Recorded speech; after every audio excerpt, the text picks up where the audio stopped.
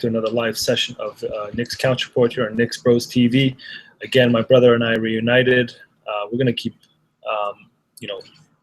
recording as much as we possibly can. We'll definitely keep you guys tuned with what's going on in New York sports in general. We've got a busy week ahead of us. We got the Jets and the Jaguars. The Giants will be, I believe, going to Tampa Bay and playing the Buccaneers. And then we have an amazing matchup, I think. It's going to prove a lot for the New York Knicks, where they match up against the Cleveland Cavaliers. I know it's early into the season, but they're definitely playing a stretch of hard games. Let's get into it real fast. I want to discuss something that has come up about an hour ago, and Ryan Fitzpatrick has been named as the starter for the Jaguars game, even with his injury. D, how much impact do you think, Fitzpatrick starting to the lineup for the Jets is, and where does that put as far as how much faith we have in Geno Smith? Well, basically, that basically means you guys have no faith in Geno Smith. You'd rather have a guy to play as your quarterback that has a torn ligament in his throwing arm. No, it's not his throwing arm. It's his non-throwing arm. Okay, still, you are playing somebody with, quite a significant injury. A torn ligament is no joke. And, you starting that quarterback, well, usually teams carry between 2 to 3 quarterbacks, and you have a Geno Smith that started last year for you guys on the roster, and you don't trust him even to get you through a week or two until your starting quarterback heals. So that not only tells a lot about Geno Smith, also tells a lot about, not a lot, but still tells that the Jets were not prepared beyond Fitzpatrick. If they were not, going to trust Geno to back up Fitzpatrick, why at the beginning of the season they did not go after somebody else, a better backup? Well, that's just it right there. Is we drafted a backup, but but listen now. The thing though, ready. You drafted a backup, but you are not ready to put him to play. So you drafted that backup with the mentality that we're gonna have this guy sit a year or two before we let him play. So if with that mentality you are going into the season, that you are gonna need to have a solid backup quarterback, and they never went to get that backup quarterback, And if they didn't have that much faith at the beginning in Geno Smith, why would you even keep him on a roster and occupy a roster spot? Well, that's just it. I mean, you're making a good point, but this is the way I see it. I feel like supposedly Geno Smith beat Fitzpatrick for the starting position in the season, but I just don't feel like Geno Smith expected Fitzpatrick to go down at the Raiders game. Geno Smith, quite honestly, he was not even prepared for the game, just like he usually is. Geno Smith is the type of quarterback that's only good when there's no pressure on him, meaning he can come in when you're 3-12 as a team and maybe win you a game. He's always going to be that average quarterback.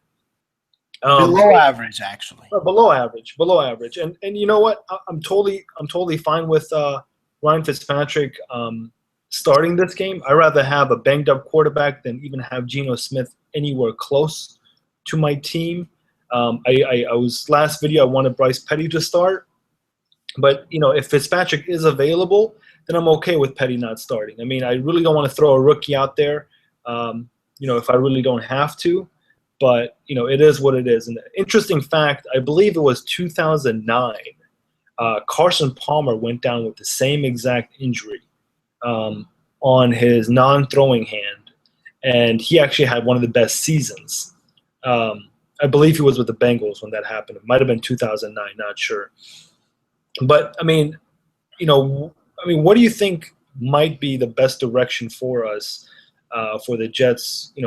We've had this QB controversy since Chad Pennington. It's just, we thought Mark Sanchez was the guy. He gave us 2 good years, and then Mark Sanchez went down,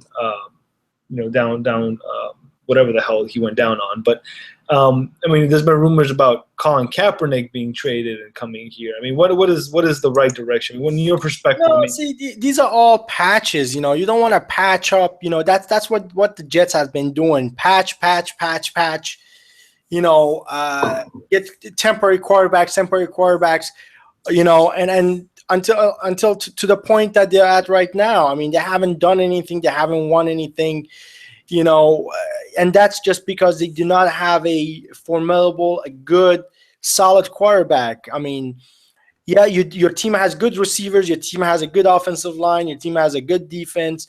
All you're missing a decent quarterback, and you wouldn't be in a situation that you're in right now. But the point is, I mean, it all goes back to the organization and what their plans are. If Bryce Petty is going to be the future of this organization, then I would. If you're planning not to play him, I mean, at the beginning, that's what the plan was, and you want to get him ready, then you know what, Jets fans, you should just suffer another year or two until Bryce Petty is ready to carry this team. And if they believe he's going to be that franchise quarterback, listen, a year or two is nothing. I mean, you guys already been going through a lot. Adding another year or two to it, that's fine. But then you're going to end up having a good franchise quarterback. So I don't see why Jets should rush into trading for anybody and give up any assets for somebody like Kaepernick, who is not any better than Fitz, is not any worse than Geno. So you're bringing a guy that's right in the middle, maybe closer to Fitz than is to Geno, but is not going to make a big difference in this year at least. So I would not give up any kind of asset or anything to get Kaepernick. So you know what? I mean, it's just like you as a Jet fan. I mean, are you prepared to have two more subpar season? Just with the hope that you're gonna have a franchise-ready quarterback in about a year or two that can carry your team into division title or into a conference championship. Are you ready to sacrifice another couple of years to have that franchise quarterback? Well, I just don't. I don't understand it, because I mean, I see what you're trying to do, trying to reflect the question back at me, but I don't get it, because we are ready. I mean, I know right now with a Fitzpatrick, average quarterback that's been just thrown around in the league. I don't know why you keep saying you are ready. You are not ready. What is your record? 4-3. 4-3. Better than the Giants. No, the Giants are 4-4. Well, congratulations. Well, it is better. Yeah, but that's fine. That's fine. Who's your listen, we lead with 4-4, we lead the division, right? Because our division sucks. A lot about your division. That doesn't matter. Who is your division leader? 7-0, right? You're never gonna catch a division leader. Okay. You're gonna be fighting for a wild card.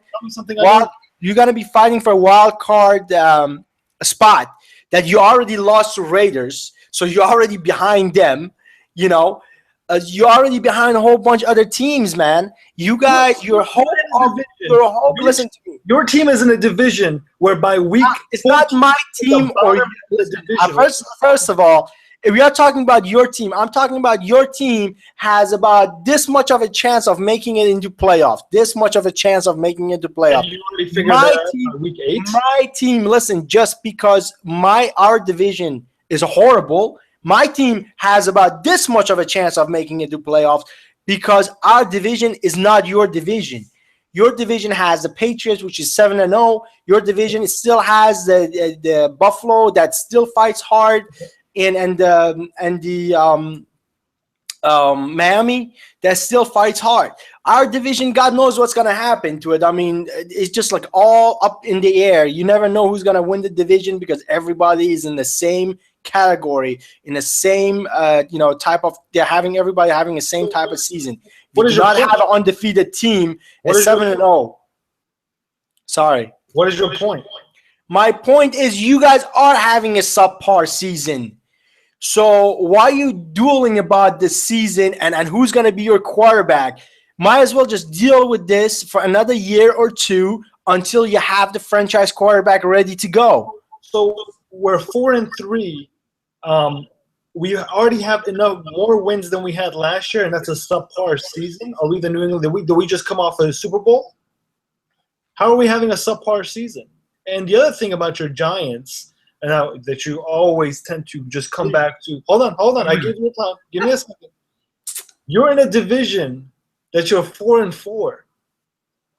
By week 3-4 weeks from now, you could be at the end of that division with the way that the Redskins are playing, with the way that the Eagles are playing, and Tony Romo coming back in 2 weeks. Now, I'm not saying that's going to be the case. I just don't understand the point that you're trying to make. We're having a subpar season when we already have enough wins right now than we did last year. Listen to me. First of all, I never said the Giants going to make it to playoffs. I said we are 4-4 and lead the division, but we have a better chance of making the playoff than you guys. Just because the way our division is. Just because the way our division is, okay? And I'm not arguing that, but what you asked No, me... no. Hold on. Okay? Keep it quiet, all right? What I'm saying is the Jets, you guys can go, 10-6 and still be out of the playoffs. That still is considered a subpar season because you did not make the playoffs. Who cares what you do in the regular season? For God's sake, I mean, you can go freaking 15-0 if you don't make it. 16-0 if you don't make it to playoffs. If anything like that is possible, then who cares if you won 16-0 or not? That's a very The point is, you guys' chance of making playoffs are very, very low. Okay, so that was a question. That was a question that I asked you. And you go all like. So I'm sorry. What is the question? The question was, are you ready for another couple of subpar season? Basically, not making it to playoffs, but keeping Bryce Petty, because I know the last show you are hitting your chest pretty hard for bringing in Bryce Petty and starting him and getting him going. What I'm saying is, if the Jets' plan is to keep him another year or two on the sideline so he is all matured up and ready to go, but that will cause you having these, so-so quarterbacks starting up for you and basically ending up having a subpar season and not making it to playoffs. Are you ready just to let Bryce Petty mature and come next year or year after that and take your team to playoffs? Or are you in such a rush to make it to playoffs this year that you will sacrifice Bryce Petty's growth? What I'm trying to say is, first of all, when I was pumping my chest for Bryce Petty was because Fitzy was down. I would rather have Petty in there than a schmuck like Geno Smith. That was what I was trying to say. Now that but you were not thinking about stopping a young quarterback's growth and hold on. You had your minute. Let me mention this.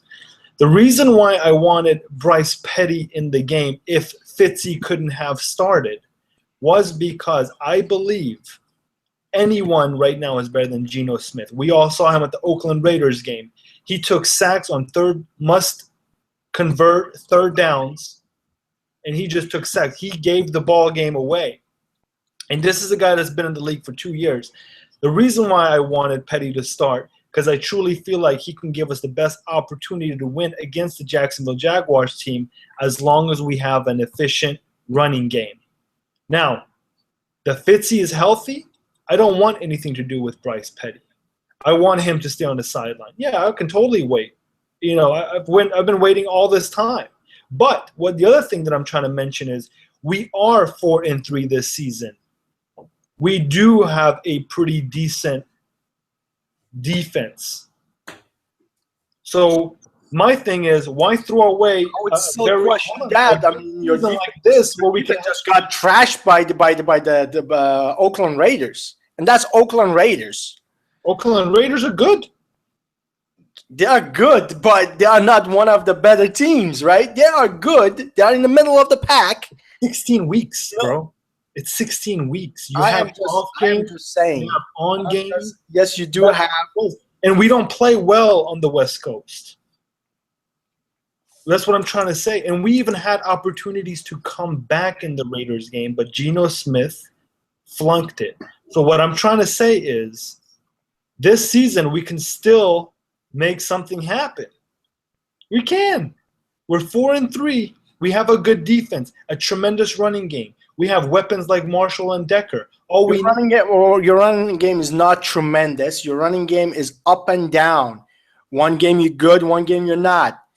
So I wouldn't call it really tremendous. You do have a good running back in Ivory, but I do not call your running back to be tremendous. That's for sure.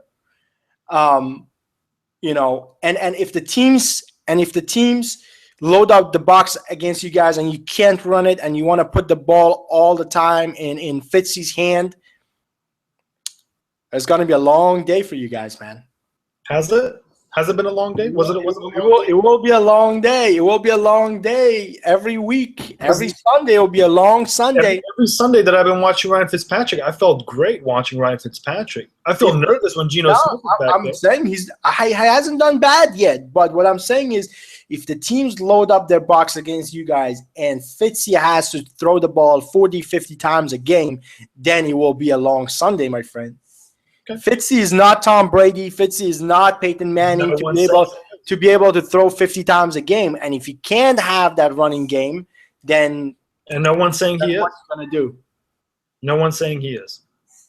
So let's jump into your incredible Giants that you are just. I don't know why you're putting words in my mouth. I never called them incredible Giants. Well, I'd be the first one trashing them for their horrible performance and horrible defense. The only thing I said we lead the division because our division sucks. That's all I said, and that is the truth. You should put that on your refrigerator and make yourself feel much better. You know what I do? I mean, I put it on the refrigerator just to feel better. Just leading the division with 4-4. Who thought that's going to happen? At the beginning of the season, then nobody thought the Giants going to be leading the division. We are leading the division for all the wrong reasons that happened to everybody else in our division. And I'm not complaining. And I'm not saying we are playing good. We are horrible. Our defense actually. Hold on. Before we get into the Giants, I want to discuss something real fast. I was watching Boomer's radio station this morning, and this might be something you and I can actually agree on. There were people that are actually coming on that radio station and saying they actually made it a debate that Eli Manning, by the end of his career, will be in the Hall of Fame. That is not a debate. I mean, that's a complete 100%. I'm going to the Hall of Fame, right? He's got 2 Super Bowl rings. You got to be kidding me. He does have 2 Super Bowl rings. That's it. Finished. But he does but he does have many bad seasons as well. Okay, so for me to say him going to a Hall of Fame 100%, like no question asked, I think he's got to win another one. You got to know he beat 2 amazing New England Patriots teams. He did. I mean, I do agree, but I don't know if that's gonna put him in the Hall of Fame. And I'm not the person voting, because if I was voting, I will put him in the Hall of Fame. Dan Marino was in the Hall of Fame.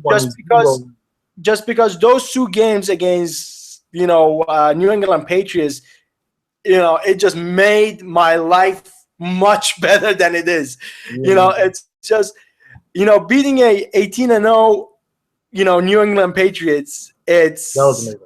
I know it's asking like winning 10 Super Bowls in a row for me. So that was great. And then winning another one again against the New England Patriots, it makes me even feel much better, Yeah. So for me, he is a Hall of Famer. I would put him and put Tom Coughlin in the Hall of Fame. No question asked, no debate about it.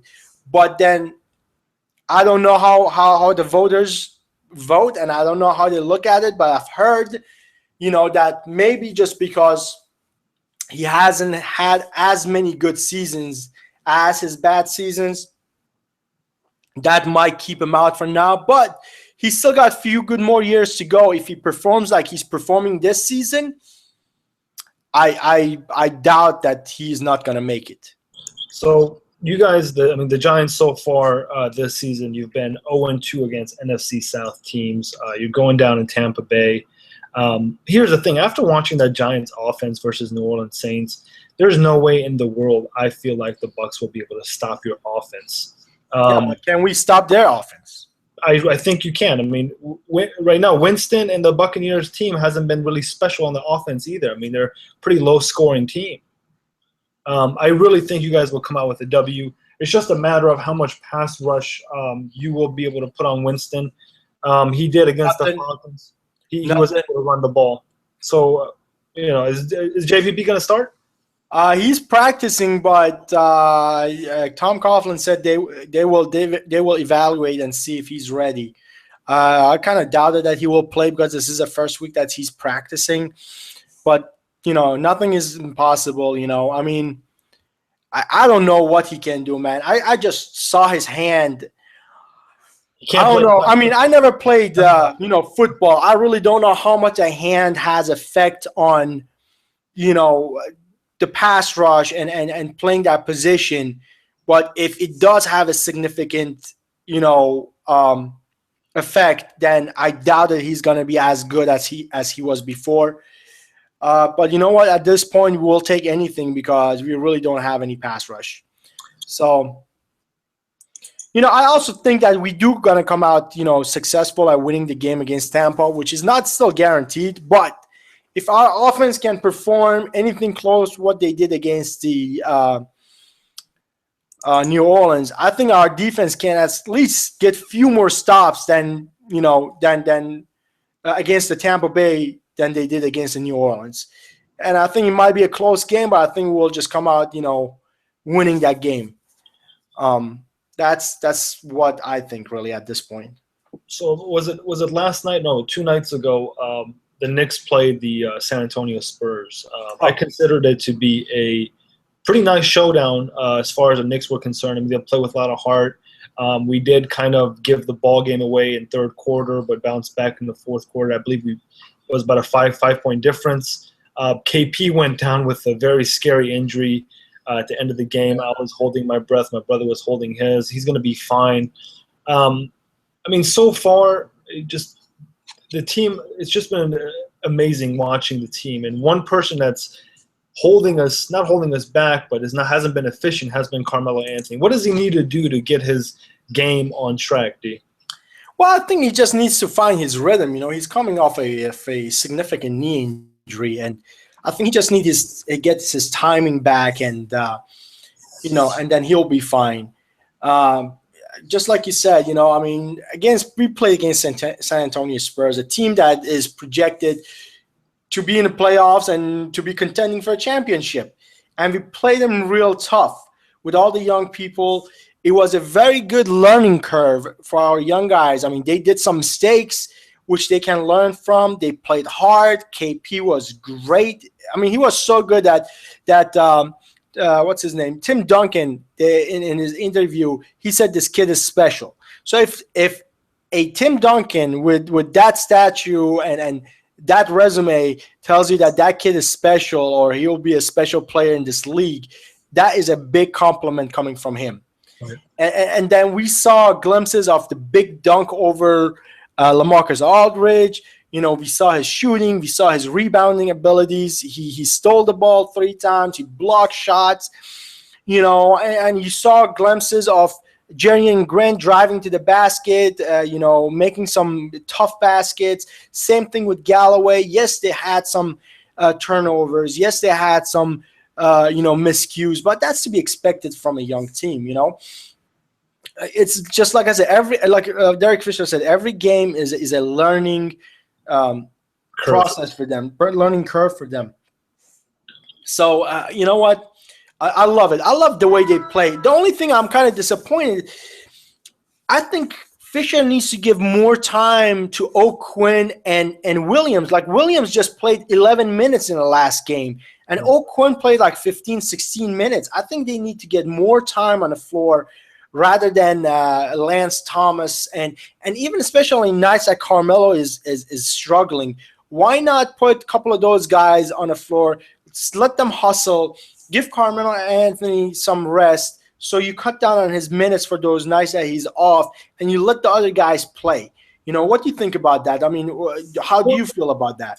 I just feel like the minutes that Fisher is given to the players, it's super scripted. Like, you know, he's like, all right, I'm going to go into this game. I'm going to give this guy 12 minutes, 11 minutes. I think he just needs to go with the flow, just like you said. I mean, Williams, sometimes when he comes off the bench, he makes just a, you know, drastic. Lots of energy. He brings lots of energy. A lot of energy. So, yeah, I mean, that's definitely something. And what's up with starting this guy Calderon, bro? I mean, when is he going to make the change?